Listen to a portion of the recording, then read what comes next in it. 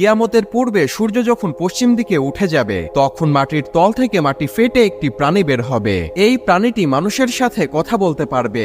এই প্রাণীটির হাতে থাকবে মূসা আলাইহিসসালামের লাঠি এবং আঙ্গুলে থাকবে সুলাইমান আলাইহিসসালামের আংটি। এই প্রাণীটি বের হয়ে গোটা পৃথিবীতে ঘুরে বেড়াবে এবং তার হাতে থাকা সুলাইমান আলাইহিসসালামের আংটি দ্বারা যেই সকল ব্যক্তি আল্লাহকে অস্বীকার করেছে তাদের কপালে কাফের লিখে দিবে এবং যারা আল্লাহর উপর ঈমান এনেছে তাদের কপালে মুমিন লিখে দিবে।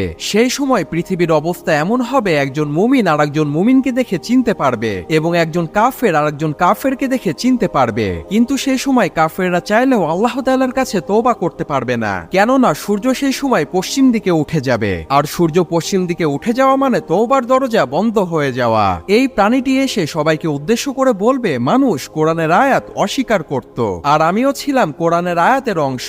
আজ আমি বের হয়ে এসেছি আর এই প্রাণীটির নাম হবে দাব্বাতুল আরদ।